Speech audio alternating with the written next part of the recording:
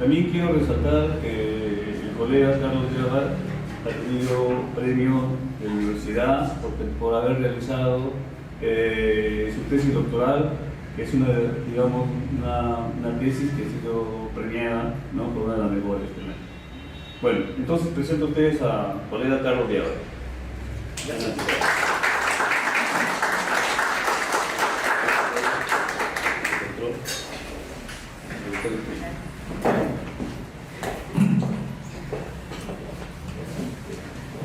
Bueno, solo quisiera agradecer a todos los colegas, amigos y también compañeros de trabajo y también de algunos eventos científicos con quienes nos hemos conocido. También resaltar que, bueno, fui presidente de comité de ética, ahora ya solamente soy miembro nada más. Quisiera también agradecer por el tiempo y quisiera que esto sea más que todo una charla, que también sea un diálogo. Si alguien tiene una duda, levanta la mano y podemos conversar o esclarecer alguna duda. Eso tampoco es una clase, es simplemente una divulgación científica de lo que se está haciendo para que todos tengan conocimiento que acá en el Perú estamos también tratando de hacer investigación en una de las enfermedades que quizá hasta la fecha siguen trayendo problemas de salud pública.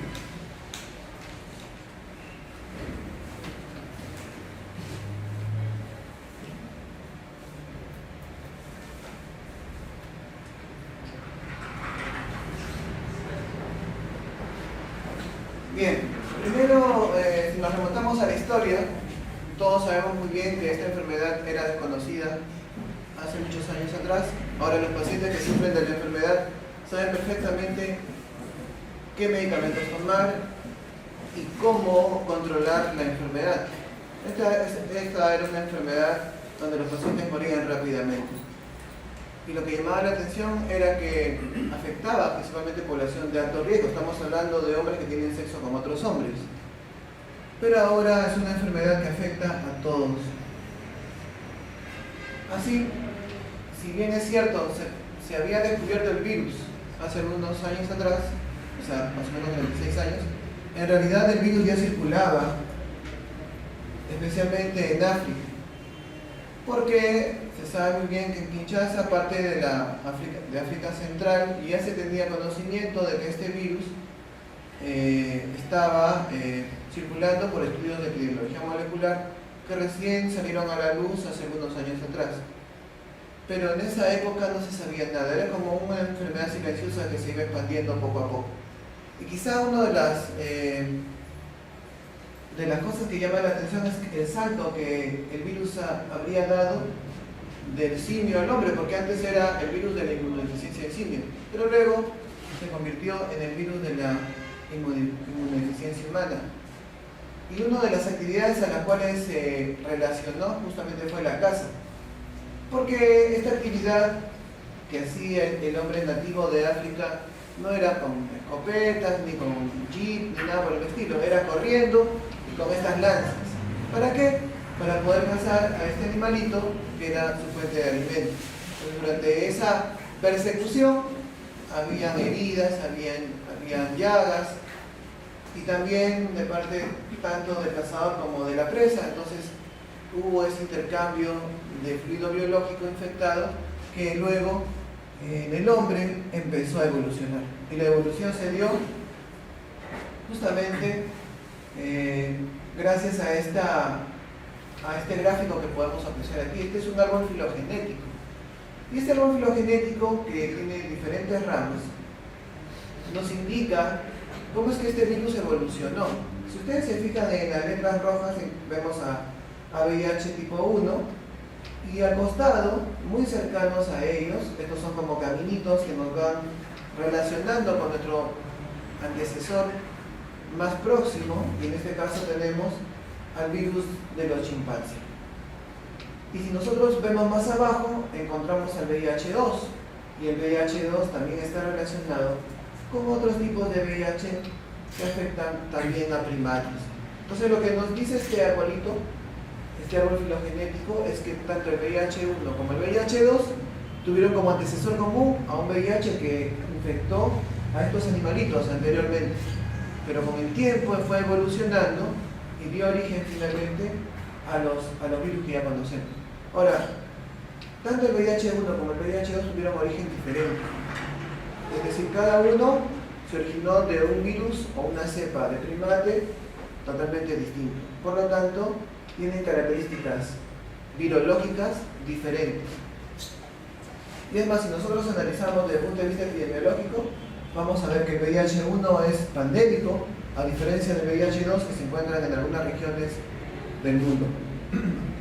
Haciendo un análisis epidemiológico de la situación del VIH en el mundo, podemos apreciar que el VIH sigue afectando a muchas personas y van muriendo cada vez más. Sin embargo, los últimos reportes de la Organización Mundial de la Salud y también otras instituciones que estudian el VIH-Sida en el mundo refieren que los casos por SIDA y por lo tanto los casos de muerte cada vez se van disminuyendo. Pero el problema es que los casos de infección todavía siguen en aumento y especialmente en zonas como África, donde la prevalencia es realmente muy alta.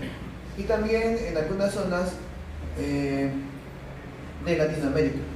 Actualmente existen 20.9 millones que reciben antirretroviral, ¿okay?, que tienen acceso al antirretroviral. Acá en el Perú nosotros, digo nosotros porque pertenecemos al Ministerio de Salud, proveemos a los pacientes de antirretrovirales totalmente gratuitos. ¿Y quién lo paga? Pues toda la población. Toda la población con sus impuestos paga ese tratamiento para los pacientes afectados. Y esto es importante porque el antirretroviral lo que hace es evitar la transmisión de madre a hijo. Sabemos muy bien que si una mujer está gestando y está infectada con VIH, la probabilidad de transmisión del virus al feto puede ser de más o menos un 30%. Pero si nosotros aplicamos antirretrovirales a la gestante, esto puede desaparecer hasta 0%, o sea, puede llegar hasta 0%. Por lo tanto, la cobertura de los antirretrovirales es importante para evitar la transmisión en esta población infantil. Pues entonces, gracias a los antirretrovirales es que 13 millones salvaron de morir, lo que antes no fue, estamos hablando más o menos de los 2000 para abajo, donde todo el mundo moría y moría por VIH-Sida. El perfil de la enfermedad en nuestro país va de esta forma. Lo que vemos en línea son los casos de VIH que se han ido reportando a lo largo de todos los años, ¿okay? Y lo que vemos en barras rojas son los casos por SIDA. Hay que diferenciar la infección de la enfermedad, ¿okay? Cuando una persona está infectada con VIH, aparentemente puede estar saludable y pasar totalmente inadvertida. Pero cuando llega a un estado de SIDA, estamos hablando ya de un caso severo, donde el paciente empieza a tener enfermedades oportunistas, porque la protección inmunológica cae totalmente y el paciente generalmente muere por TB, incluso por una micosis, etc. Entonces, las oportunistas son los que generan SIDA. Pero lo que pueden ver acá en estas barras rojas es que los casos por SIDA están disminuyendo. Y esto se ha visto principalmente a partir del año 2004, en que el Ministerio de Salud empieza a adoptar el tratamiento antirretroviral. No estamos hablando de salud, que ya lo tenía 8 años atrás, dando antirretrovirales a los pacientes afectados. Lo que sí me llama la atención es que en esta torta, donde encontramos el grueso, que son los pacientes que se infectan por transmisión sexual, los casos de transmisión vertical están aumentando. Hasta hace poco era 1% y está llegando a 2%, mientras que los casos por vía parenteral, es decir, por accidentes con algún instrumento infectado, está disminuyendo a 0.46%. ¿Qué nos dice esto? Si yo les había mencionado que el tratamiento antirretroviral podía evitar la transmisión vertical y en el Perú están aumentando los casos de transmisión vertical, es que algo no se está haciendo bien, ¿correcto? Entonces necesitamos hacer vigilancias de la enfermedad, necesitamos mayor cobertura a los antirretrovirales, dar una mejor educación a las mujeres gestantes, porque parece que se están yendo y no están siguiendo las políticas de tratamiento en su centro de salud. La epidemia en el Perú es como este triángulo invertido. La mayoría o el grueso de los casos se encuentran en poblaciones de alto riesgo. Estamos hablando de HSH. Cuando me refiero a HSH son hombres que tienen sexo con otros hombres. Luego las trabajadoras sexuales con 2% y luego población general, que en este caso está representado por gestantes, que es un 0.23% de prevalencia de la infección. Si ustedes observan esta estadística, pueden apreciar que la población transexual es la población de mayor riesgo de infección por VIH, porque acá vemos una prevalencia del 32%. Entonces, en esta población es donde nosotros enfocamos principalmente nuestra atención, porque es una población donde realmente el virus está generando grandes estragos. Otra cosa importante es que la cobertura de antirretrovirales sigue siendo bajo. La relación de infección VIH hombre-mujer ha ido disminuyendo también. Al principio fue 9-1, ahora está llegando a ser de 3-1 y eso se está acercando. Puede ser de 1-1 también. Y finalmente, pues que los niños que nacen están pues naciendo con VIH. Lo que nosotros tenemos que hacer es justamente evitar esta transmisión. Entonces, reescribiendo el tratamiento del VIH para el 2020, lo que nosotros tenemos que hacer es llegar a unas cifras importantes. ¿Cuáles son esas cifras?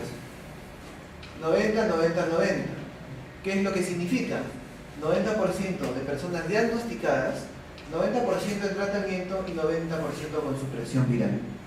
Nosotros no podríamos llegar a esta meta ideal si es que nosotros, por ejemplo, no hacemos un diagnóstico oportuno. ¿Cómo logramos eso? Por ejemplo, con pruebas rápidas, más eficaces, con un mayor acceso a estas poblaciones de alto riesgo, etcétera, etcétera. 90% en tratamiento, necesitamos comprar nuevos antirretrovirales, porque lo que maneja el MINSA probablemente no esté de acuerdo con el perfil de resistencia que tienen los pacientes, y centrarnos más en la población de alto riesgo. Ojo, que el tratamiento antirretroviral también tiene o genera estragos en el paciente. Necesitamos abordar la parte genética del paciente que está recibiendo el antirretroviral. Y finalmente, lograr la supresión viral. Cuando un paciente se hace resistente a los antirretrovirales, la carga viral no disminuye, sino más bien se dispara. Vamos a ver que en los estudios que estamos haciendo, muchos de los tratamientos antirretrovirales que se da normalmente a los pacientes no van de acuerdo con su carga viral. Un ejemplo es este. Lo que ocurre, por ejemplo, en Colombia, ¿no? Este es un perfil de un estudio 90-90-90 que se hizo. Y si ustedes pueden apreciar acá, lo que vemos acá es la cantidad de personas viviendo con VIH, que es un 100%. Pero miren la cantidad de personas diagnosticadas, 45%. Estamos a la mitad. Miren la cantidad de personas que reciben tratamiento antirretroviral. 33%, menos de la mitad. Y las personas que viven con supresión viral, 23%. Este es un perfil que se asemeja mucho a nuestra realidad nacional, a nuestra realidad peruana. Entonces, para lograr estos ideales, tenemos que trabajar. Y esto es un trabajo conjunto, tanto en decisores políticos como en la comunidad científica. ¿Y quienes hacemos ciencia? Principalmente los que estamos involucrados en estos problemas de salud pública. Pero también la academia, es decir, las universidades, tienen que ir de la mano con nosotros. Por eso que ahora estamos haciendo, por ejemplo, convenios con universidades para poder trabajar conjuntamente y dar oportunidad, por ejemplo, a estudiantes de maestría, doctorado o licenciatura que quieran sacar su tesis, puedan también apoyarnos en este tipo de trabajos. Voy a hablar brevemente acerca del virus. Como sabemos muy bien, el virus es un virus de ARN. Tiene una cápside que envuelve este ARN. Son dos moléculas de ARN y dentro de esta cápside encontramos proteínas virales, pero también se encuentran proteínas del hospedero. ¿Okay?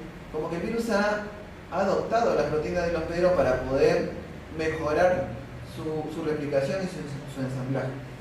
Y embebida la nucleocápside está a través de esta membrana celular. Es una membrana de una célula que el virus ha ido robando con el tiempo y ahora ya lo tiene como su ropa, ¿no? Dentro de esta membrana celular hay proteínas virales muy importantes, como la GP120 y GP41, que son proteínas utilizadas como blanco para diagnóstico, utilizadas como blanco para estudios de epidemiología molecular, pero sobre todo que este virus necesita estas proteínas para poder infectar. ¿Cómo lo hace? Bueno, reconoce a la célula y actúa como si fuera un ladrón, ¿no? Que se mete a una casa, saca su llave, mete con la cerradura e ingresa facilito, ¿no? Aquí está el problema. Este es el, digamos, donde se tiene que atacar, porque si el virus ingresa a la célula, como se dice coloquialmente, estamos fritos. Entonces, si el virus ingresa a la célula, requiere entonces reconocer este receptor CD4 y también un receptor que le acompaña, que es un receptor de quimiosinas. Hay muchos receptores de quimiosinas, pero el que reconoce es el CCR5 en una fase temprana. Y en una fase tardía de la infección, deja de reconocer este receptor y reconoce otro que se llama CXCR4. ¿Okay? Entonces, cuando reconoce este receptor CXCR4, estamos en una fase tardía de la enfermedad, y esto de reconocer diferentes receptores se conoce como tropismo del virus. Entonces, el virus cambia de tropismo en un estado, cuando pasa de un estadio agudo a un estadio crónico. Bueno, una vez que el virus ingresa a la célula, deja su membrana arriba, como quien deja su carro estacionado por allá, y luego empieza a pasar por una intrincada malla de citoesqueleto de la célula, y durante este transcurso va transformando su ARN en un ADN complementario a través de su transcriptasa reversa, que es una enzima. Una vez que llega acá, necesita ingresar al núcleo, y para poder ingresar al núcleo actúa todo un complejo de proteínas celulares que reconocen dominios específicos dentro de las proteínas virales, porque este virus ha aprendido a imitar dominios que son regiones dentro de las proteínas homólogas a dominios celulares. Y además, una vez que ya ingresó a través de los nucleoporos del núcleo, se integra al ADN genómico a través de una enzima que se llama integrasa, que reconoce sitios específicos que se conocen como LTR, los terminal repeat, y estas regiones específicas están en sitios o puntos dentro del genoma del hospedero. Entonces tenemos diferentes copias del virus dentro del genoma del hospedero. Esta fase se conoce como fase proviral. Durante la fase proviral, el virus está como dormido, pero es engañoso porque en cualquier momento se activa. Esta es la fase en donde nosotros podemos hacer, por ejemplo, diagnóstico molecular, extrayendo el ADN del paciente y amplificando el genoma del VIH que está aquí. ¿Okay? Pero en la fase crónica de la enfermedad, cuando el virus ya sale y se convierte en virus circulante en plasma, necesitamos monitorear si los antirretrovirales que utilizamos están siendo eficaces. Entonces, para eso utilizamos metodologías como, por ejemplo, determinación de la carga viral por PCR en tiempo real, para determinar cuánta carga viral tiene el paciente en ese momento. Si logramos suprimir la carga viral, podemos simplemente ya no detectar la carga viral. Pero esto es engañoso porque siempre va a haber ADN proviral y siempre va a surgir. Y es como un drogadicto cuando toma su droga. Cuando un drogadicto toma su droga, pues se vuelve muy loco, muy alocado y está muy vivaz. Lo mismo sucede con el VIH cuando le damos antirretroviral. Se aloca, se selecciona y se vuelve más fuerte. Entonces en algún momento llega el virus a volverse totalmente invencible a los antirretrovirales. Y ahí es donde el paciente está en problemas. Lo que se tiene que hacer, y esto ya es la parte clínica, es que los médicos sepan en qué momento dar tal o cual antirretroviral. Pero para eso estamos los que analizamos el virus para poder proveer de información importante al clínico para que pueda intervenir al paciente. Ahora quisiera hablar sobre VIH y evolución, porque justamente el trabajo que les voy a mostrar son los factores que intervienen en la evolución del virus. Hay diferentes formas de poder medir la evolución. Una de ellas, por ejemplo, es a través de la diversidad genética, otra es a través de las infecciones mixtas, a través de la recombinación, la hipermutación, a través del tropismo viral y finalmente a través de las mutaciones de resistencia. Bien, entonces a través de estos factores podemos nosotros ver cómo es que el virus está evolucionando. Si el virus cambia, medimos la diversidad genética. Si hay infecciones mixtas, podemos saber que el virus está, por ejemplo, combinándose con otro virus que vino de otra fuente, ¿no? Por ejemplo, un paciente de VIH tiene sexo sin protección con otro paciente con VIH, ¿qué sucedería ahí? Hay una reinfección, que puede ser una coinfección o superinfección de otra cepa de VIH, y aquí ocurre una infección mixta. Si los virus se combinan, porque ya se encontraron un VIH distinto a otro, se combinan como si fueran una plastilina de diferente color, ocurre la recombinación. Esta recombinación ayuda a mantener el fitness viral, es decir, la capacidad replicativa del VIH, lo cual lo hace mucho más fuerte, entre comillas. La hipermutación es un fenómeno que ocurre porque nosotros generamos hipermutación. No es porque el virus hipermute, sino que nosotros como hospederos tenemos un mecanismo que hace que el virus hipermute. Es un mecanismo de defensa, ¿okay?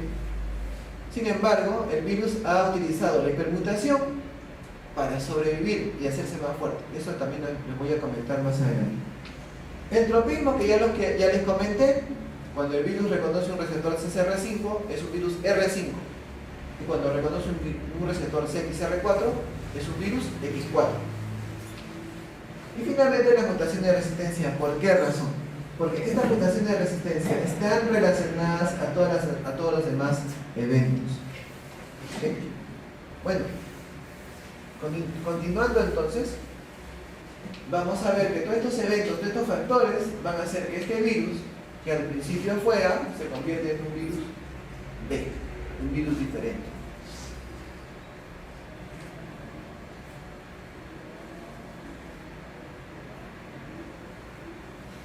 Bien, algunos antecedentes respecto a la diversidad genética. Como pueden ver aquí, estas tortas multicolores se refieren a todos los subtipos de VIH que hay en el mundo.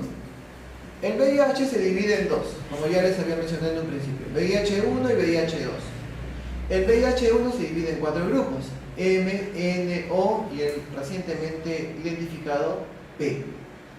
De estos 4 grupos, el más importante, porque es más prevalente, es el grupo M, ¿okay? Que viene del término mayor. El grupo M, a su vez, se divide en subtipos. A, B, C, D, E, F, G, H, I, J, K, hasta ahí nomás nos quedamos. Son todos los subtipos que hasta ahora se han reconocido. Pero también les mencioné que había un evento que se llama recombinación, ¿se acuerdan? Entonces, cuando hay recombinación, los subtipos que antes eran A, ahora ya no son A, ahora son AB, AJ, DC, etc., ¿no?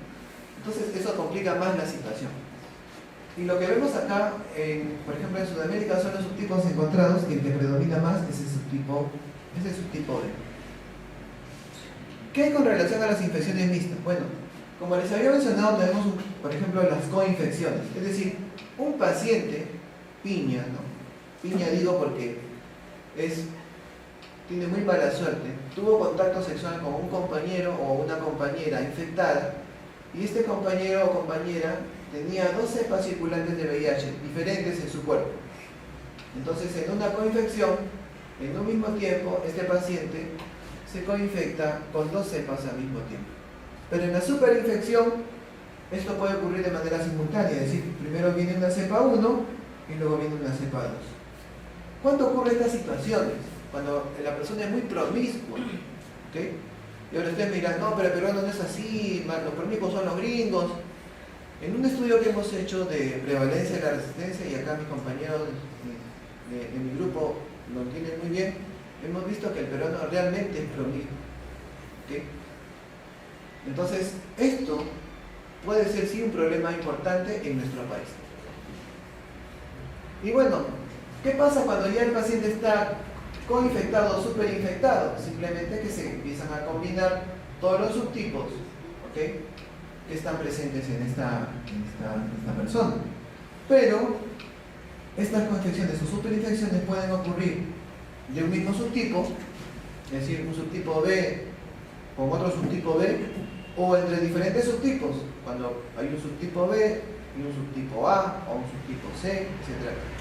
Entonces, en el primer caso se llama infección mixta intrasubtipo y en el segundo caso intersubtipo. ¿Cuál es la relevancia clínica de todo esto? Pues se ha demostrado que cuando un paciente presenta coinfección, generalmente sus células CD4, las que le protegen inmunológicamente, caen abruptamente. Y al caer, el paciente puede tener riesgo de progresar a SIDA rápidamente. ¿Ok? ¿Y qué es lo que pasa con su carga viral? Pues su carga viral aumenta totalmente, a diferencia de una infección simple. ¿Ok? Entonces, en una coinfección, los CD4 bajan y la carga viral sube. ¿Qué pasa con los índices de supervivencia? Cuando un paciente está coinfectado, los índices de supervivencia, en este caso es de CD4, como dije, disminuye totalmente, y esto es a través del tiempo, esto es visto a través del tiempo, pero cuando vemos, por ejemplo, la carga viral, en este caso, aumenta rápidamente y en poco tiempo.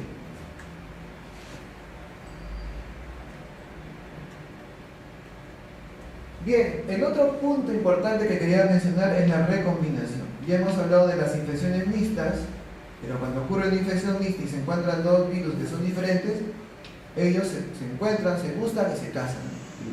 Hacen un matrimonio entre ellos y forman un hijito nuevo que es este de acá. Un virus recombinante. ¿Cuál es la importancia de los virus recombinantes?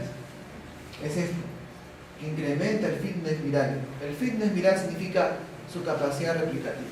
A mayor diversidad, mayor capacidad replicativa y por lo tanto el virus se hace más fuerte.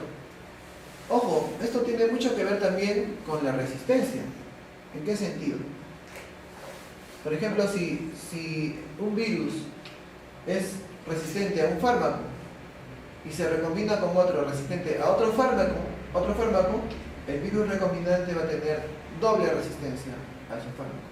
O sea, también tiene importancia desde el punto de vista de resistencia a los fármacos. El tropismo, como dije anteriormente, se refiere a cómo el virus reconoce estos receptores de la célula. Si es un virus que reconoce el receptor CXR5, es un virus R5, pero si reconoce el receptor CXR4, es un virus X4. Los virus R5 tienen una gran capacidad replicativa y aparecen y son bastante infectivos. Incluso si un paciente tiene una reducida proporción de X4, cuando infecta a otro, los virus R5 son los que ingresan rápidamente y los X4 se van quedando. Pero los X4 empiezan a aparecer y en una fase tardía de la enfermedad. ¿Cuál es la característica de estos X4? Su característica es que forman sinsitios entre células. Al infectar una célula van juntando con otra y van juntando y van generando grandes sinsitios de células que van haciendo que el paciente se vaya afectando desde el punto de vista de salud. Por lo tanto, los X4 son un mal pronóstico de la enfermedad. Si encontramos un paciente con X4, estamos hablando de un paciente que va a progresar a SIDA rápidamente. Acá vemos, por ejemplo, en esta tabla, cómo los virus R5, por ejemplo, son los que se encuentran acá, y esta es la proporción de SIDA, no progresan rápidamente a SIDA, pero cuando un virus cambia su tropismo o tiene características de infección mixta o es recombinado, la proporción de SIDA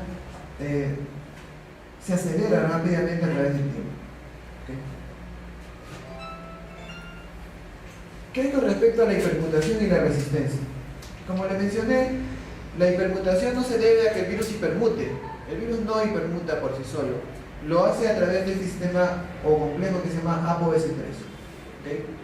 Entonces, nosotros tenemos este sistema ApoS3 que actúa como si fuera un niño travieso que empieza a generar garabatos en una hoja bonita, bien escrita. Genera garabatos.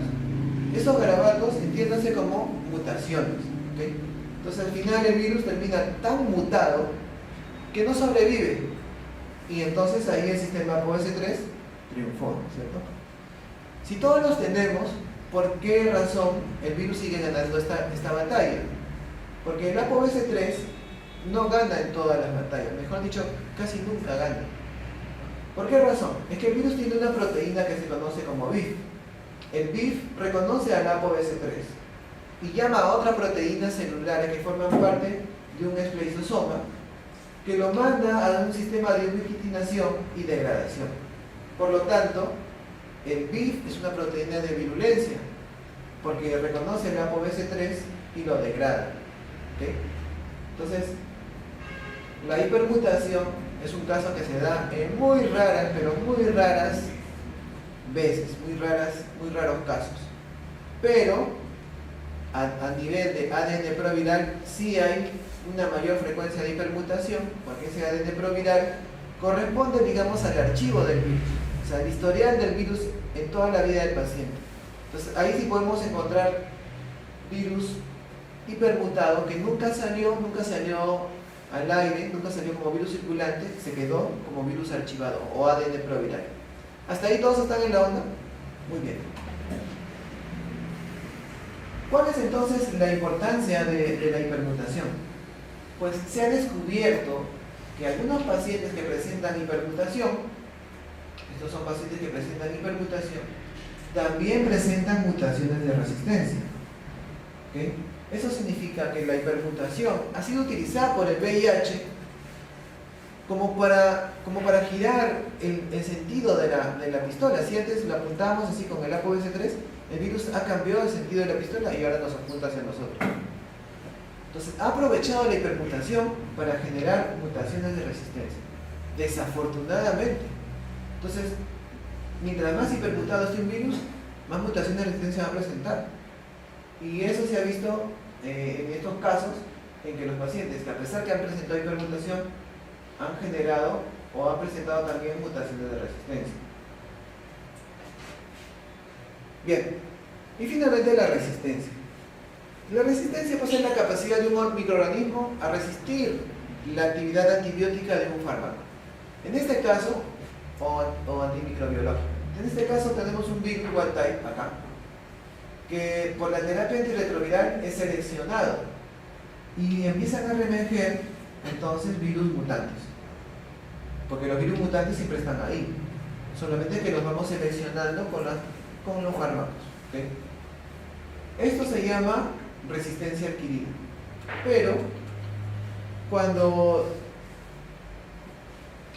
un virus está en sangre de un paciente y de pronto recibe la visita de un virus mutante resistente, este virus mutante empieza a contagiar a los demás, haciendo que toda la población se vaya siendo mutante, resistente, y finalmente se empieza a presentar fallas a los fármacos. Por lo tanto, cuando un paciente se infecta con una cepa resistente, estamos hablando de una resistencia transmitida. No es que la adquirió con el fármaco, sino que alguien le contagió una cepa resistente. Entonces, la resistencia por los fármacos sí tiene una base científica. Simplemente la selección de las cepas resistentes que tienen esta mutación. Pero ahora se han descubierto otros factores que también intervienen en la resistencia. ¿Cuáles son? La recombinación, que ya les mencioné, ¿se acuerdan? La recombinación. Las infecciones mixtas, porque si un paciente tiene un VIH resistente y reinfecta a otro con una cepa mutante, le está pasando una cepa resistente. Entonces las infecciones mixtas también están involucradas en la resistencia. La presencia de mutaciones subtipo específicas. ¿Se acuerdan de los subtipos A, B, C, D, F, G? Bueno, ahora se ha descubierto que cada subtipo maneja su propia mutación de resistencia. Por ejemplo, una mutación que es resistente para el subtipo A no necesariamente es resistente para el subtipo B. Y para el subtipo C, una mutación que es resistente a un fármaco puede ser doblemente resistente para el subtipo B.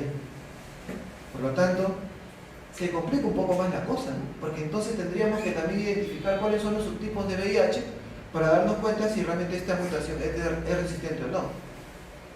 Y finalmente, como les mencioné, la hipermutación que genera mutaciones de resistencia.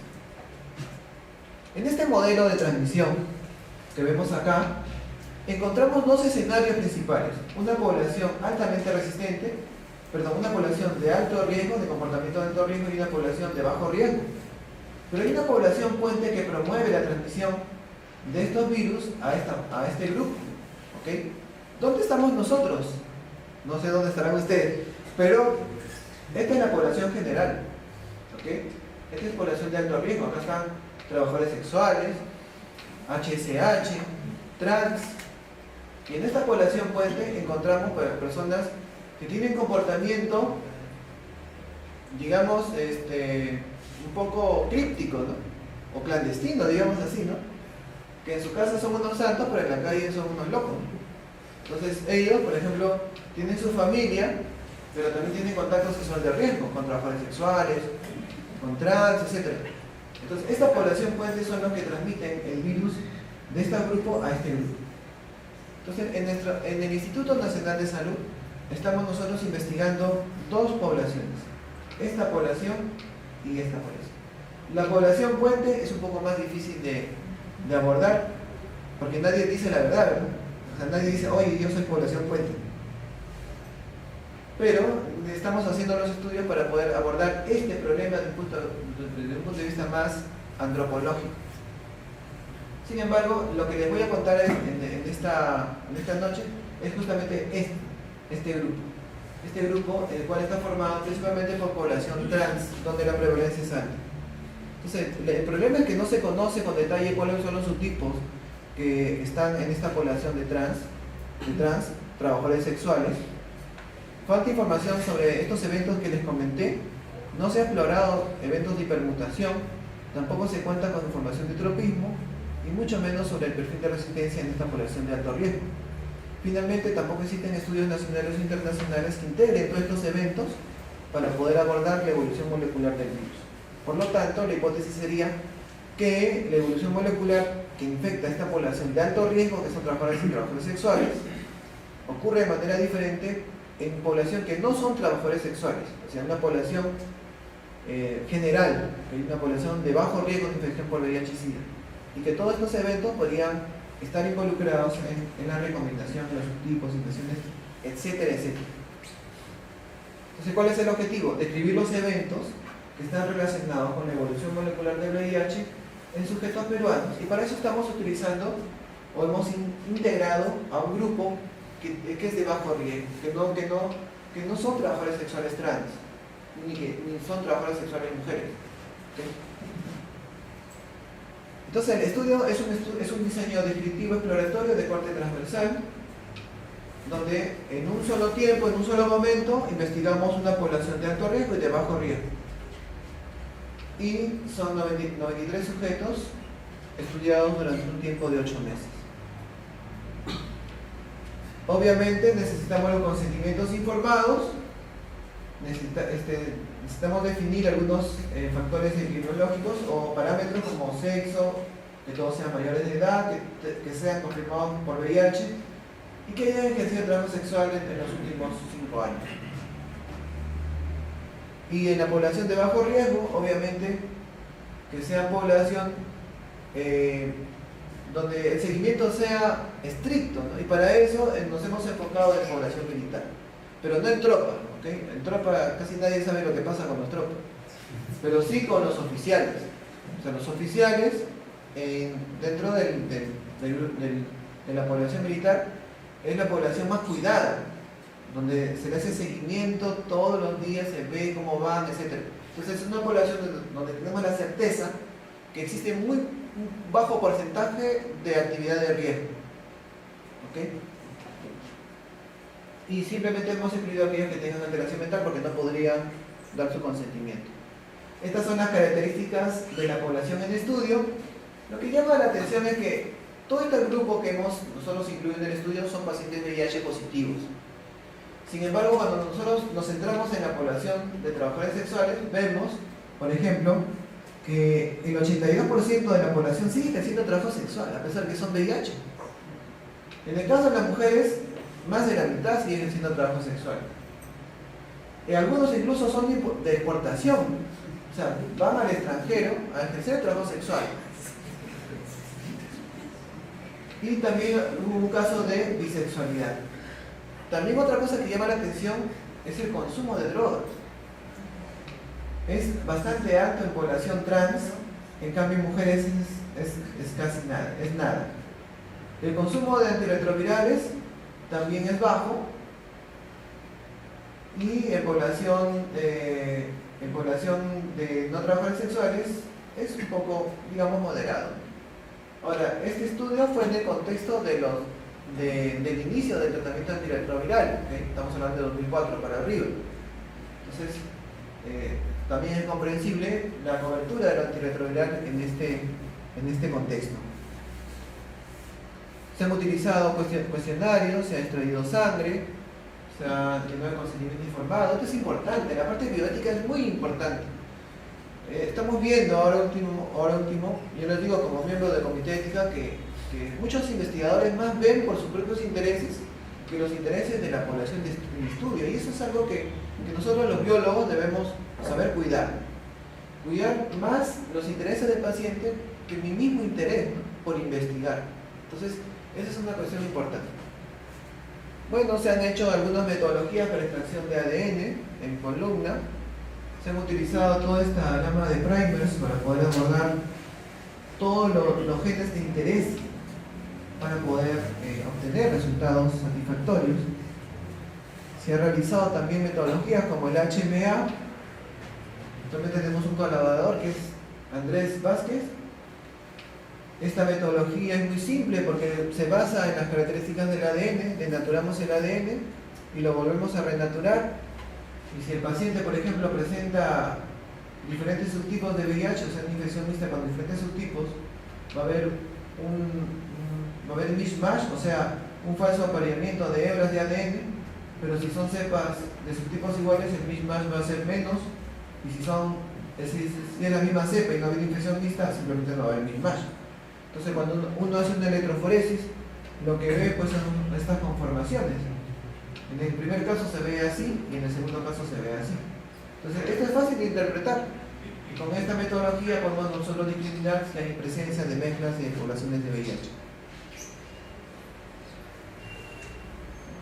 También hemos recurrido a la clonación molecular porque necesitamos demostrar que esas poblaciones mixtas son realmente infecciones mixtas, y para eso clonamos el gen en vectores plasmídicos, transformamos células y hacemos la búsqueda de las colonias para determinar las variantes de VIH. Finalmente, el secuenciamiento genético, todo esto que ven acá, que es un conjunto de letras, en realidad es una gran información, es valiosa, ¿no? Es como buscar un diamante, ¿no? Esto es un diamante bruto, porque de acá se sacan muchas cosas, ¿no? Y acá el doctor que es informático lo sabe muy bien. Entonces, la informática en este sentido nos ha permitido resolver muchos problemas. Pero bueno, el análisis informático en realidad es un poco tedioso y requiere pues el análisis de muchas herramientas. En este caso nosotros hemos utilizado herramientas que han sido diseñadas para el análisis del ARN viral, específicamente para eso, de VIH. Y el análisis bioestadístico utilizando el paquete STATA para poder hacer análisis de bioestadístico de tipo descriptivo, es decir, tablas de contingencia, inferencia estadística, o también para ver correlación entre variables dependientes y dependientes haciendo un análisis de regresión logística multivariada. ¿Cuáles son los resultados? Bueno, lo que ven acá son los diferentes genes que se logró amplificar con los primers que les mostré. Y lo que observamos acá pues son el gen envoltura, de la proteasa, transcriptasa reversa, GAC y polimerasa. El análisis de diversidad es lo que llama la atención, porque acá lo que vemos es que hemos hecho un análisis de diversidad donde hacemos un apareamiento, o sea, un alineamiento de secuencias, y vamos contabilizando dónde están las divergencias entre grupos. Primero lo hicimos a nivel de genes. ¿Cuál es la divergencia o la diversidad que hay a nivel de gen? Y lo que hemos encontrado es que hay una mayor diversidad genética a nivel de envoltura. Luego, a nivel de, hay una mayor tasa de transición de transversiones, también a nivel de polimerasa, etc. También hemos buscado la diversidad genética entre grupos, es decir, entre trabajadores sexuales y no trabajadores sexuales, utilizando cada uno de los genes y también combinando todos los genes a través de la concatenación de genes. Y los datos que nos muestra este valor, que es el valor pi de diversidad genética, nos revela pues que existe una mayor diversidad genética a nivel de envoltura en trabajadores sexuales trans, pero en no trabajadores sexuales también existe una mayor diversidad genética a nivel de envoltura. Cuando se hizo el análisis de subtipos genéticos, todos los análisis que se hicieron comparando los grupos, en este caso cada uno de los marcadores genéticos analizados, tanto por Paul, E y K, nos reveló que todas las cepas de VIH eran subtipo B. Todos eran subtipo B. Incluso mezclando los tres marcadores, todos eran subtipo B. Entonces, si todos son subtipo B, ¿habrá algún rasgo de recombinación en cada uno de los marcadores? Entonces lo que nosotros analizamos fue la recombinación intergenética. Y a nivel del GenCat, sí encontramos recombinación utilizando, como dije, herramientas de bioinformática. Encontramos recombinación tipo BD, BG, BA, BD. A nivel de envoltura también BD, BB, etc. Y a nivel de POL también encontramos BD, BK. O sea, principalmente la recombinación de tipo BD. Y comparamos también recombinantes versus no recombinantes entre trabajadores sexuales y no trabajadores sexuales y encontramos que había una mayor cantidad de recombinación a nivel de no trabajadores sexuales, a diferencia de los recombinantes en trabajadores sexuales. O sea, hubo mayor recombinación en no trabajadores sexuales. Entonces, si hay recombinación, ¿habrá infecciones mixtas? Buscamos infecciones mixtas utilizando la metodología que les mostré, ¿se acuerdan? De naturación, renaturación. Lo que se encuentra arriba son las infecciones mixtas intersubtipos, o sea, entre subtipos diferentes, y lo que se encuentra abajo son infecciones mixtas intrasubtipos. Este es un ensayo que se hizo con cepas de referencia, o sea, todos los subtipos de VIH que pudimos nosotros recuperar a nivel de diferentes laboratorios del mundo que nos entregaron gentilmente. Hicimos una mezcla de todos ellos y lo probamos con nuestra metodología y vimos que los subtipos, que las infecciones mixtas intersubtipo generaban fragmentos en esta parte superior. Pero cuando hicimos la mezcla entre subtipos iguales, las bandas aparecían abajo. Entonces, si nosotros lo aplicamos en los pacientes, ¿qué es lo que encontramos? Que todas las bandas se van para abajo. Es decir, en algunos casos, los pacientes presentan infecciones mixtas, pero de tipo intrasubtipo, o sea, entre el mismo subtipo de VIH. Pero eso no queda ahí. Necesitamos demostrar realmente si son infecciones mixtas. Entonces, lo que hacemos es seleccionar alguna de estas muestras, y seleccionamos una, la cortamos del gel. Ahí está, la cortamos, la purificamos y la insertamos en un vector plasmídico. Sembramos en bacterias y seleccionamos las colonias. Estamos hablando de un paciente en particular. Y finalmente seleccionamos las clonas recombinantes, los plásmidos recombinantes y secuenciamos. Y a partir de todas estas colonias se hizo un análisis filogenético. ¿Qué fue lo que se encontró? Bueno, en este paciente en particular se generó este árbol filogenético donde se demostró que había un grupo que formaba un grupo monofilético y había otro grupo acá abajo que formaba un clúster diferente, ¿no? Totalmente distinto al primer grupo. Estamos hablando de un caso de un paciente, ¿okay? Un paciente.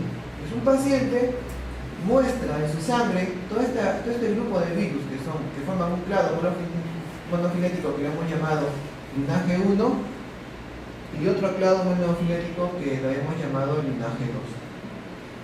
Entonces, con eso hemos demostrado que en este paciente hay dos linajes distintos de VIH que en algún momento ingresaron los dos simultáneamente o de repente en diferentes momentos.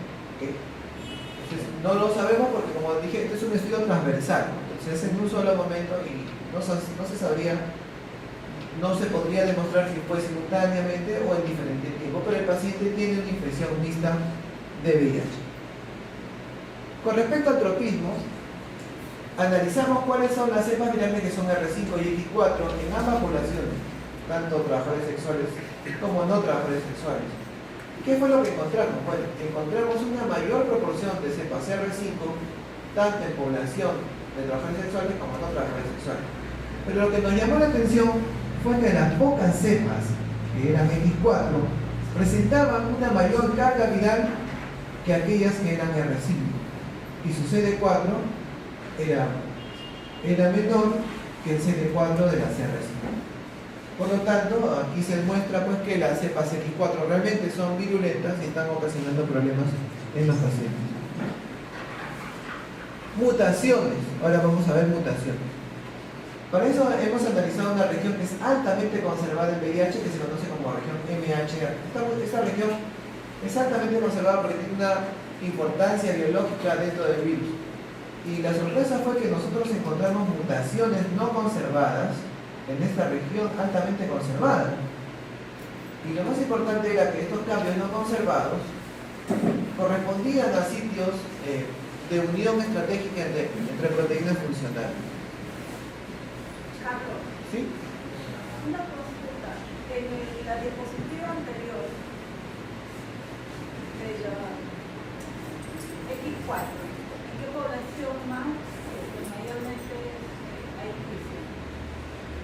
Las X4 X4. en general se encuentran en menor proporción en ambas poblaciones, tanto trabajadores sexuales como en no trabajadores sexuales. Pero si nosotros hacemos la comparación entre los dos grupos, vemos que hay un mayor porcentaje de poblaciones X4 en población de no trabajadores sexuales versus trabajadores sexuales. ¿Okay? Esto también es discutible, ¿no? Porque entonces estaríamos hablando que esta población el virus tiene más tiempo, ¿verdad? Tiene más tiempo versus esta población que tiene menos tiempo, que las infecciones han sido recientes. Bueno, les había mencionado que la hipermutación era rarísima, pero sí nosotros encontramos un caso de hipermutación en una muestra de una trabajadora sexual. Y acá se muestra pues, que la hipermutación se había generado tanto a nivel de proteasa como en transcriptasa reversa y presentaba muchas mutaciones inusuales y también codones stop que son altamente, digamos, deleterias para el virus.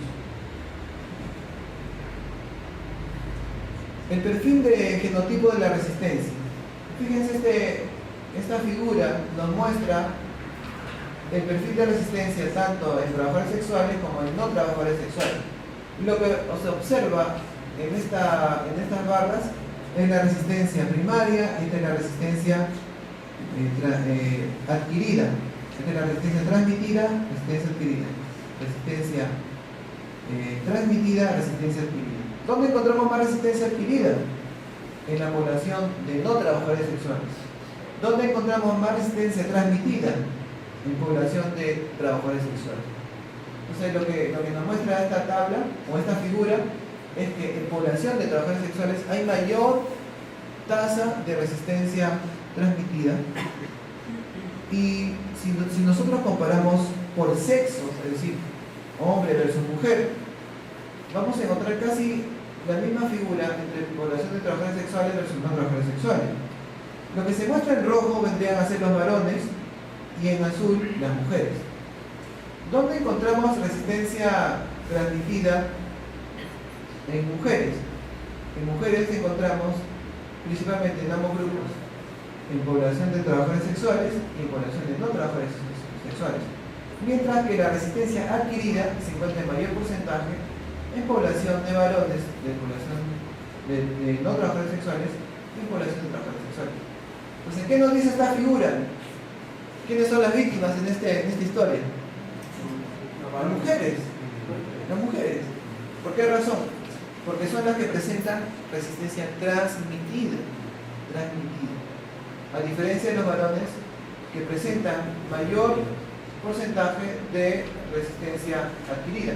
Pero en el caso de los trabajadores sexuales encontramos un mayor porcentaje de resistencia transmitida versus la población de no trabajadores sexuales. ¿Okay? Entonces encontramos aquí dos escenarios. Primero, mujeres principalmente con resistencia transmitida, independientemente si son trabajadores sexuales o no, y hombres trabajadores sexuales que presentan una mayor tasa de resistencia transmitida que varones no trabajadores sexuales. ¿Okay? Bien, ahora vamos a relacionar los datos moleculares versus los datos epidemiológicos, a ver qué cosa podemos encontrar. Y para eso hicimos un primer análisis de riesgo para ver cuál era el riesgo de tener este tipo de eventos de evolución molecular versus los datos epidemiológicos. Y lo que nos muestra, lo que se encuentra en círculos rojos nos revela que existe un mayor riesgo de resistencia primaria del trabajador sexual. ¿Okay? O sea, para tener una resistencia primaria, o sea, una resistencia transmitida, esto se encuentra en mayor riesgo en ser trabajador sexual.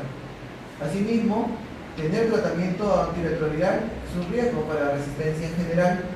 Y finalmente, tener un CD4 menor de 200 es un riesgo de resistencia adquirida. Entonces, esto se relaciona un poco con lo que habíamos visto en las anteriores barras.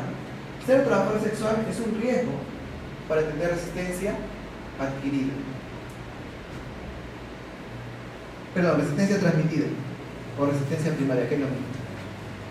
Y finalmente el riesgo de los eventos moleculares, haciendo un match entre ellos, nos revela que la infección mixta presenta un alto riesgo, mejor dicho, existe un alto riesgo de tener resistencia en general al tener infección mixta. O sea, la infección mixta podría estar relacionada, pero no, todavía no está demostrado, pero podría tener una relación con la resistencia en general. Entonces, al evaluar entonces ahora los valores P para encontrar una vinculación entre los datos epidemiológicos versus los datos de evolución, lo que encontramos de manera significativa es que ejercer el trabajo sexual efectivamente está relacionado con la resistencia transmitida o resistencia primaria, y que el trabajo sexual también está relacionado con el tropismo viral del virus, es decir, tropismo R5. ¿Esto qué significa?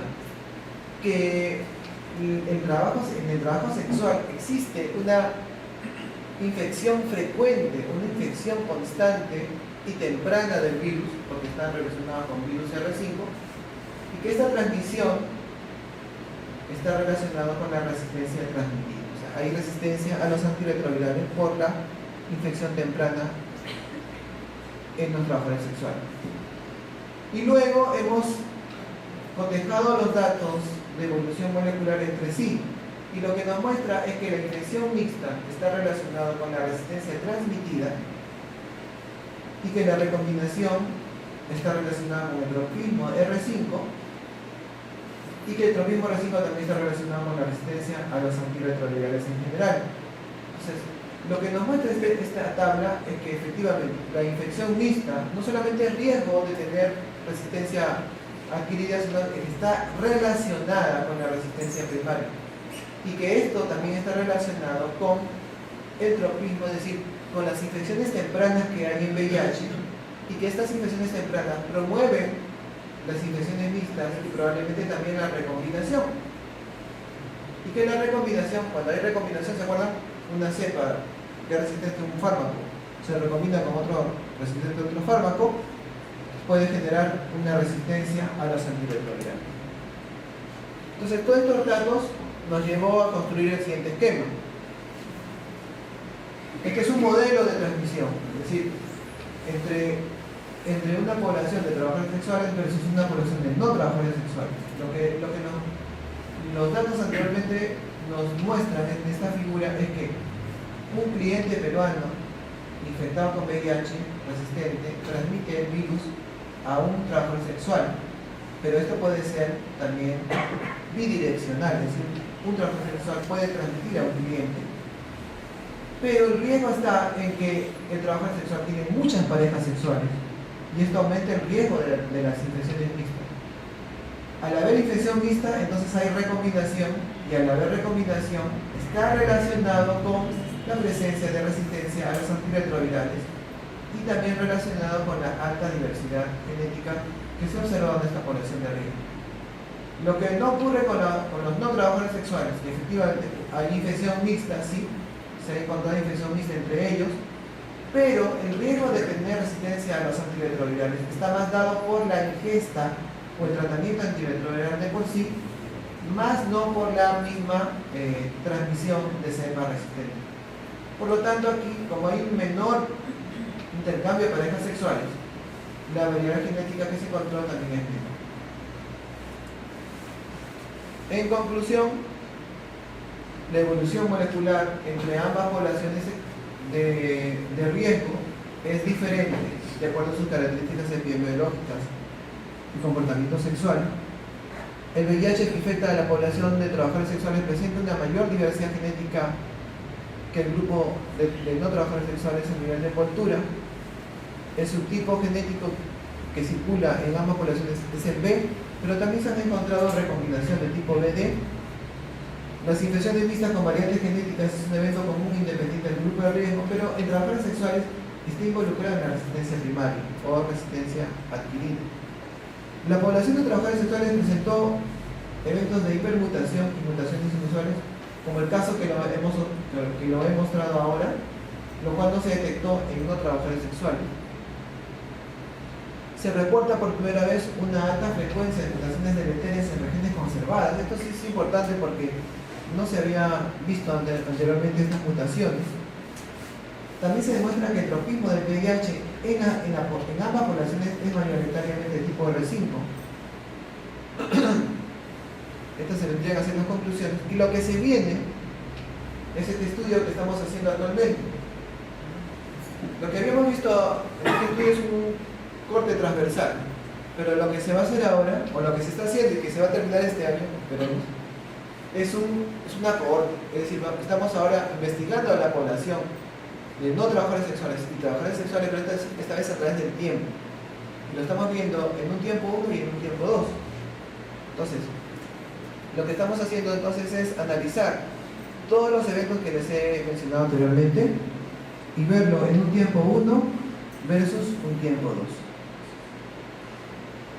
con el fin de poder evaluar si efectivamente el comportamiento sexual de riesgo de los trabajadores sexuales de alguna forma está involucrado en promover la presencia de estos eventos que intervienen en la evolución molecular del VIH, a diferencia de la población de los trabajadores sexuales. Y esta vendría a ser nuestra hipótesis, y eso sería todo. Así que en la siguiente charla ya será para una siguiente oportunidad. Muchas gracias.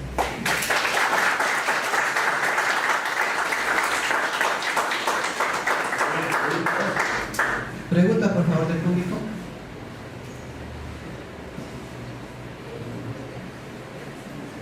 Sí. Una consulta, de los subtipos, ¿cuál sería el más peligroso y el menos peligroso? Bueno, la literatura menciona que los subtipos genéticos sí tienen o sí están relacionados con la virulencia. El subtipo más prevalente es el B, pero el más virulento es el subtipo D, a diferencia del A, que es el menos virulento. Entonces tenemos esto, cómo se ha demostrado a través de algunos estudios que se han hecho in vitro con células infectadas con VIH de diferentes subtipos.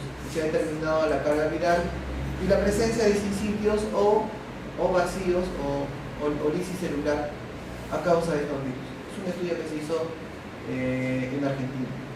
Entonces, el subtipo A es el menos virulento, el subtipo D es el más virulento. Sí. Buenas noches. Con respecto a las pruebas que hay de VIH o de White Blood, ¿qué es lo que detecta principalmente esta prueba? ¿Es para un tipo determinado o es en forma general algo común en todas las cepas? Sí, es una buena pregunta. Las pruebas inmunológicas que también se vienen utilizando sí presentan epítomes para todos los subtipos. Pero hay pruebas serológicas que sí diferencian el VIH-1 del VIH-2. La general que se aplica, o sea, cuando uno va a hacer una prueba de VIH-B, ¿qué es lo que principalmente está detectando? Acá en el Perú, como mostré en las diapositivas, predomina el subtipo B. Entonces nosotros podríamos asumir que en la población general el subtipo B es el más prevalente. Pero las pruebas serológicas pueden detectar todos los subtipos indiferencialmente de VIH-1. Pero sí pueden diferenciar VIH-1 de VIH-2. No diferencian subtipos. Entonces uno que hace el prueba debería hacer otra prueba para ver qué tipo de... Correcto. Si uno quiere saber el subtipo, recurriría a las pruebas moleculares, que son las indicadas para determinar los subtipos genéticos.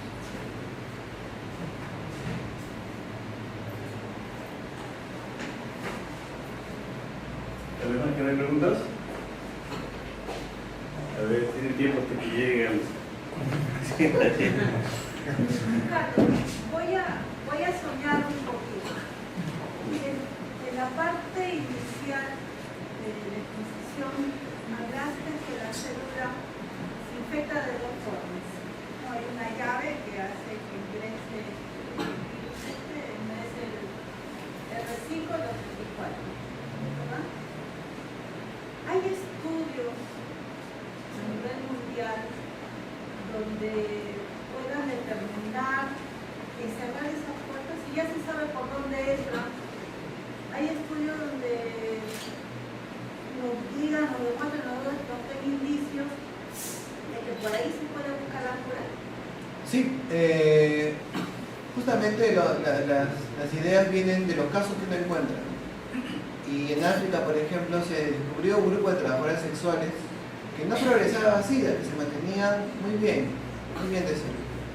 Cuando se analizó este grupo de trabajadoras sexuales de Burkina Faso, se descubrió que efectivamente tenían un genotipo diferente, es decir, tenían un genotipo en su ADN que evitaba que el VIH infecte.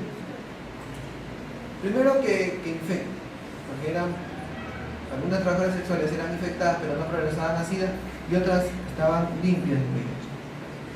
Entonces se determinó que hay sí algunas variantes genéticas que ayudan a que el virus no logre ingresar, justamente porque tienen alterada la proteína que es la llave, que es la cerradura para que el VIH pueda ingresar. Entonces es el CCR5. Esto también se ha visto en población caucásica, en población europea. Es la mutación CCR5-delta32. Es una mutación que hace que el virus no logre ingresar, pero solo funciona para virus R5. No se ha encontrado hasta ahora una mutación de CXR4 que evite que el X4 pueda ingresar. Pero acuérdate que el virus R5 es el primero que llega, ¿okay? Es el primero que llega y que infecta. Entonces, ¿qué fármacos se han hecho? Los bloqueadores de entrada. Los bloqueadores de entrada son como cubiertas en la cerradura. Bloquean la llave, bloquean la cerradura. Entonces cuando el virus viene con su llave ya no puede entrar. Entonces estos bloqueadores de entrada, entre ellos está el Maraviroc, que lo utiliza el Ministerio de Salud actualmente, está dando muy buenos resultados cuando el paciente está muy mal. Pero no funciona si el virus cambia de tropismo de R5 a X4. Entonces para eso hay que hacer una prueba de tropismo para saber si el paciente realmente va a responder al tratamiento. Mientras tanto todavía se siguen desarrollando fármacos para el otro receptor, el CXR4. Pero hay problemas también porque el virus puede reconocer otro tipo de células, no necesariamente los que tengan estos receptores. Sí. ¿Qué avances hay con respecto, por ahí, una vez leí sobre las vacunas contra el SIDA? Bueno, sí se han hecho avances importantes con respecto a la vacuna. La primera vacuna que llegaron hasta la fase 3, hasta ahí nomás se quedaron porque desafortunadamente solamente existe una protección de 40% a 60%. No hay más de protección. Esto se ha hecho porque ustedes saben que en la fase 1 solamente se analiza un pequeño grupo. A medida que van pasando de fases, va aumentando la población de estudio. Entonces, en la fase 1 solamente se evalúa si la proteína que uno está utilizando para vacuna es tóxica o no. En la fase 2 se evalúa población de alto riesgo. Y en la fase 3 ya se vacuna al paciente y se espera a ver si ha habido infección o no. Y ha habido infección. Entonces las vacunas hasta ahora que se hacen con base a proteínas que generen anticuerpos no están funcionando. ¿Cuáles son las proteínas que funcionan o que podrían funcionar? Por ejemplo, aquellas que sean con base a respuestas celulares, que motiven la respuesta celular. La respuesta celular en VIH es importante. Lo que es el VIH es modular la respuesta celular. Entonces, a través de sus dominios genera apoptosis en muchas células que presentan sus proteínas. Son células que no tienen VIH, pero tienen proteínas en la membrana. Entonces, lo que hace generar apoptosis en ella o muerte celular por las células citotóxicas. Entonces, lo que hay que hacer es modular esta respuesta celular y hacerla más efectiva. Un grupo español, por ejemplo, lo que hizo fue generar una respuesta celular, pero con base a la cepa viral que circular del paciente. Entonces, sacó esa cepa viral, trabajó in vitro, generó una respuesta celular, seleccionó la cepa celular y la volvió a introducir en el paciente y dio una buena respuesta. Pero todo este trabajo es bien engorroso y tiene mucho tiempo. Imagínense hacer esto en los 20.000 pacientes que tenemos actualmente en nuestro país. Entonces es muy, muy difícil. Y otros intentos que se han hecho con respecto al virus es, por ejemplo, trabajar con dosis bajas de antirretrovirales. Por ejemplo, en pacientes con alto riesgo, ellos utilizan, por ejemplo, lubricantes. Entonces los lubricantes, con 5% de tenofovir, puede disminuir efectivamente la transmisión del VIH. Entonces es un tipo de vacuna no activa sino pasiva que se puede utilizar para prevenir, en este caso, la transmisión de este virus. Con 5% de tenofovir es suficiente y se puede hacer. Pero se ha visto, por ejemplo, en primates 60% más de protección. Otra cosa es, por ejemplo, la circuncisión. Ya ha sido presentada hace muchos años, hace como 13 años atrás, y actualmente ya la OMS lo ha adoptado como una política. Entonces, pacientes circuncidados tienen menos riesgo de infectarse que pacientes no circuncidados. Entonces, esto sí es importante, ¿no? Entonces, a circuncidarse los que tienen alto riesgo de transmisión. Se recomienda la circuncisión entonces. Se recomienda la circuncisión. Sí. Mire, no tengo conocimiento, pero creo que el blanco de los antirretrovirales suelen ser actualmente secuencias no conservadas, ¿no? Y justamente esas son secuencias como la región POL que usted estaba diciendo de repente, y no se generaría con el uso frecuente de retrovirales o demasiado no oportuno de repente una resistencia en esos pacientes. No sé si habrá fármacos que vayan contra regiones más bien conservadas que todos los otros subtipos tengan y que realmente puedan ser más efectivas. No sé, eso es una pregunta que... Bueno, los fármacos van dirigidos hacia el sitio activo de las enzimas, porque básicamente son enzimas las que queremos nosotros frenar la actividad. Está la proteasa, la transcriptasa reversa y la integrasa. Entonces los fármacos van dirigidos a inhibir, son inhibidores competitivos y no competitivos.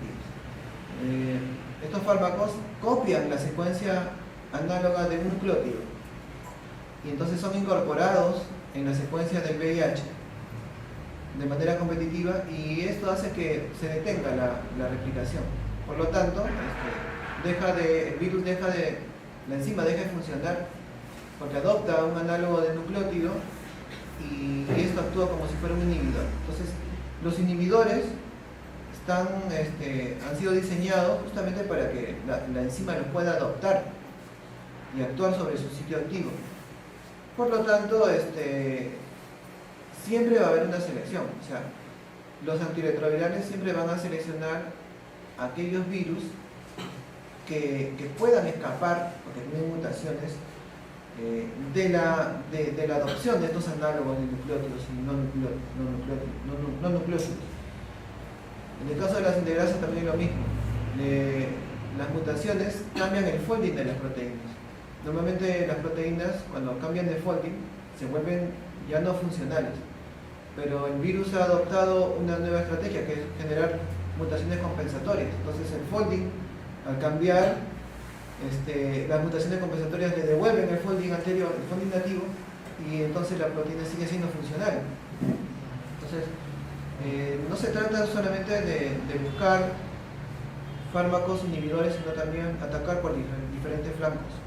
Entonces, el tratamiento antirretroviral de por sí no solamente se centra en inhibidores de proteasas, transcriptasas o integrasas, sino también se centra en ¿cómo se llaman estos? Los inhibidores de entrada. ¿Maraviro qué es? Giovanni, ayúdame. Inhibidor de... Son inhibidores de entrada. También se centra en estos y también hay otros factores que debemos considerar. Por ejemplo, hemos visto acá en este estudio que las infecciones mixtas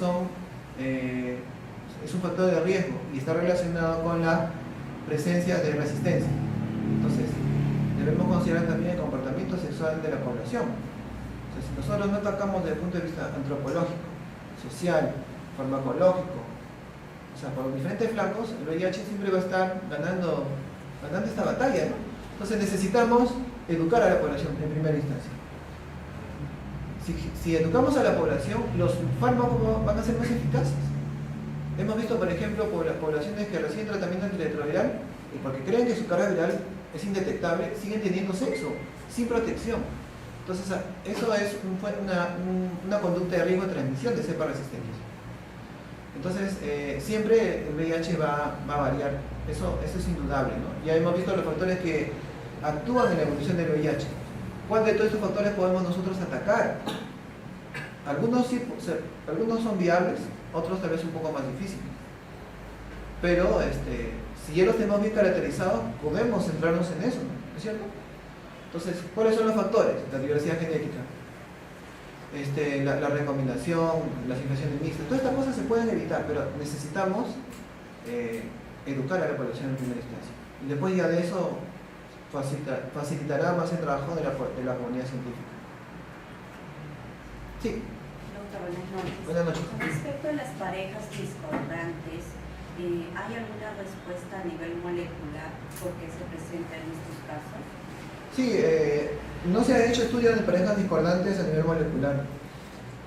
Lo que se ha visto es que existen ciertos factores en la población que lo protegen contra la infección por VIH.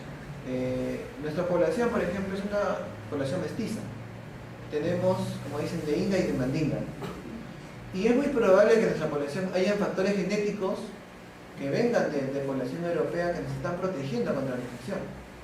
Y en contraste, también hay factores genéticos que podrían promover a que nosotros progresemos así de rápidamente. Entonces, estos casos de parejas discordantes tienen que ser estudiadas. Desafortunadamente no las estamos estudiando, las estamos dejando escapar. Y muchas veces tiene que ver también la asequibilidad del paciente, ¿no? El paciente a veces no quiere saber nada. Entonces, un investigador tampoco puede coaccionar, no puede tampoco darle un dinero para que intervenga en su estudio. Esas son algunas barreras que debemos superar. Pero sí, el caso de las parejas discordantes es un caso muy interesante porque pueden haber factores genéticos involucrados. Es muy claro. Sí. Disculpe, ya me estoy yendo un poco para la situación política que no debería de ser tan... No, este no es un problema netamente científico, es también político y social, pero claro. De alguna manera, ¿no? Porque justamente se estudian poblaciones de trabajadores sexuales, trans, como no trans o mujeres, pero el problema está en que de repente una de las cosas que hace el primer mundo es tener zonas rosas, o sea, donde se identifique a toda esta población y donde esté adecuadamente revisada, registrada y se les haga los monitoreos adecuados. En todo caso ya se cerraría un poco más la población. En cambio, al estar de forma clandestina, en grupos, en lugares que normalmente ustedes no ven porque saben que los parroquianos acuden en esos lugares, no se establezca de repente un límite para la población a estudiar. Ya, como dice, se estudia porque se conoce esos sitios a esas personas, pero no porque realmente, como en otros lugares, esté debidamente registrado, o eso nos ayudaría de repente, o los datos que ustedes están teniendo, a modificar el pensamiento de los padres de la patria de repente como para acelerar ese proceso de registro de esos trabajadores sexuales que de todas maneras prestan servicios porque hay gente que recurre a ellos, no sé. Bueno, sí, es un buen punto. Nosotros, por ejemplo, en este estudio que estamos haciendo del seguimiento de los trabajadores sexuales, nos hemos dado cuenta pues, que es una población muy escurridiza. No hemos podido reclutar a los pacientes en el tiempo 2. En el tiempo 1 sí venían muy contentos, pero en el tiempo 2 ya no estaban. Ya fue muy difícil y ha sido muy difícil volver a detectar a la misma población en el tiempo 1. Y esto se debe a que la mayoría de los trabajadores sexuales, sean mujeres u hombres, cambian de nombre, cambian de identificación, cambian de lugar, se van a otro país, se van a otro sitio. Entonces es muy difícil porque la policía los busca, ¿no? Los quiere arrestar, los quiere llevar, etc. Entonces, digamos que es una población vulnerable. Pero hay un punto importante que tú has tocado, ¿no? La legalización. ¿Hasta cuán importante sería legalizar la prostitución? Para nosotros del MINSA sería algo práctico, ¿no? Tener registrados a toditos. Pero si se va a legalizar, si se llegara a legalizar, ellos tendrían que pagar un impuesto, ¿cierto? Para poder ejercer la prostitución o el trabajo sexual. Y también los clientes tendrían que pagar un impuesto. Habría una boleta, qué sé yo. Parece muy irrisorio. ¿Es factible este tipo de situación? O sea, realmente vayamos a la coyuntura social. ¿Por qué hay trabajo sexual en trabajadores sexuales? Trans. ¿Por qué el transgénero, por qué el trabajador sexual trans recurre a esto? Porque no tiene otra cosa que hacer. O es peluquería o es prostitución. Nadie le da trabajo a un trans. ¿Ustedes han visto un médico trans? ¿Han visto una enfermera trans? Es muy raro, ¿no? Muy raro. A ver, si yo fuera un trans y estoy haciendo un estudio, ¿usted me vería con seriedad? Hay un ámbito de discriminación. Quieras o no, hay discriminación. Hay digamos, una fobia a este tipo de grupos, incluso entre ellos mismos hay fobias. Entonces, se tiene que educar a la población, no se tiene que promover. No es que yo reparto píldoras al día siguiente o reparto condones y se acabó el asunto. Es educar a la población desde el punto de vista moral, ético.